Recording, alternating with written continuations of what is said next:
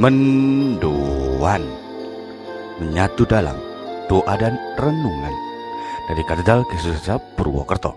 Hari Senin 9 Juni 2025, saya Romo Ia Indra. Selamat pagi saudara-saudari. Hari ini adalah peringatan Santa Perawan Maria Bunda Gereja. Tuhan menganugerahkan hari yang akan kita jalani. Semoga sebagaimana Maria, kita pun mampu setia dan bahagia menjalani perutusan. Mari kita bekali diri melalui renungan dari Injil Yohanes bab 19 ayat 25 sampai dengan 34. Dalam nama Bapa dan Putra dan Roh Kudus, amin. Tuhan bersamamu dan bersama rohmu. Inilah Injil suci menurut Yohanes. Dimuliakanlah Tuhan. Waktu Yesus bergantung di salib, dan dekat salib Yesus berdiri ibunya dan saudara ibunya Maria, istri Kleopas dan Maria Magdalena. Ketika Yesus melihat ibunya dan murid yang dikasihinya di sampingnya, berkatalah Yesus kepada ibunya, "Ibu, inilah anakmu." Kemudian katanya kepada muridnya, "Inilah ibumu." Dan sejak saat itu, murid itu menerima dia di dalam rumahnya. Sesudah itu, karena Yesus tahu bahwa segala sesuatu telah selesai, berkatalah ia, supaya genaplah yang ada tertulis dalam kitab suci, "Aku haus." Di situ ada suatu bejana penuh anggur asam. Maka mereka mencucukkan bunga karang yang telah dicelupkan dalam anggur asam pada sebatang hisop, lalu mengunjukkannya ke mulut Yesus. Sesudah Yesus meminum anggur asam itu, berkatalah ia, "Sudah selesai." Lalu ia menundukkan kepalanya dan menyerahkan nyawanya. Karena hari itu hari persiapan, dan supaya pada hari Sabat mayat itu tidak tinggal tergantung pada kayu salib, sebab Sabat itu adalah hari yang besar, maka datanglah orang-orang Yahudi kepada Pilatus dan meminta kepadanya supaya kaki orang-orang itu dipatahkan dan mayat-mayatnya diturunkan. Maka datanglah prajurit-prajurit lalu mematahkan kaki orang yang pertama dan kaki orang yang lain yang disalibkan bersama-sama dengan Yesus. Tapi ketika mereka sampai kepada Yesus dan melihat bahwa ia telah mati, mereka tidak mematahkan kakinya. Tetapi seorang dari antara prajurit itu menikam lambungnya dengan tombak, dan segeralah mengalir keluar darah dan air. Demikianlah sabda Tuhan.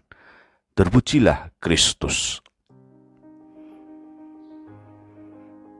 Saudara-saudari, sebagai seorang ibu, Maria mempunyai ketulusan hati. Maria menerima perutusan Allah dengan bahagia.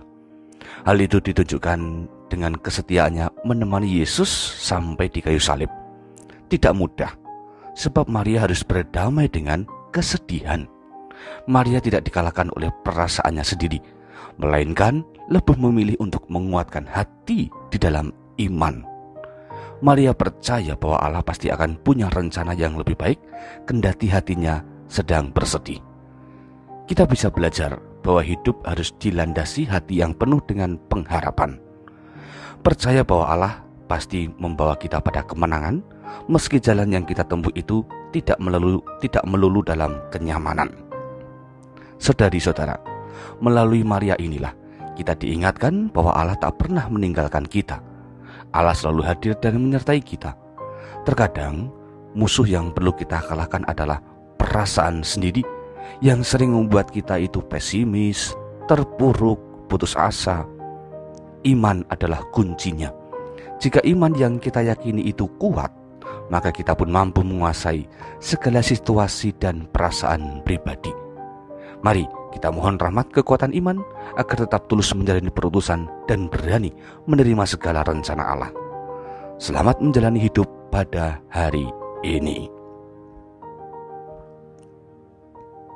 Mari kita berdoa. Allah, Bapa Maha Kuasa, syukur atas segala anugerah-Mu. Kami percaya bahwa Engkau tak pernah meninggalkan kami. Mohon agar hati kami betul-betul berserah kepadamu. Jangan biarkan kami terkungkung dalam rasa takut, melainkan bukalah hati kami ini agar mau melihat kebaikan-kebaikan yang Engkau sediakan. Bimbing kami dalam daya Roh-Mu yang kudus, sebab hanya kepadamu-lah kami berharap, kini dan sepanjang masa. Amin. Tuhan bersamamu dan bersama rohmu. Kita semua, keluarga kita dan perjalanan hidup hari ini senantiasa dalam berkat Allah yang Maha Kuasa. Bapa, Putra, dan Roh Kudus. Amin. Saudara-saudari, selamat beraktivitas.